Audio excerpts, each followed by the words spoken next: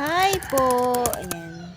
Kung nakikita nyo, yung aming kulungan ng mga ducks, sira-sira na. Lagi na nakakawala yung aming mga ducks kasi butas na yung mga lambat na nilagay ko sa gilid. Diba nung last video ko, hindi ko alam kung dito na sa page na to o sa Monatas Daily pa yun, na inayos namin to ni Brother Dear.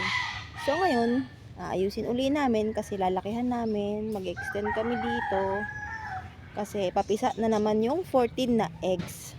So, ayan, meron na kaming 6 na ducks, tapos isang mother duck uli. Isang mother duck uli yun. Kaya lang yung barako namin hiniram.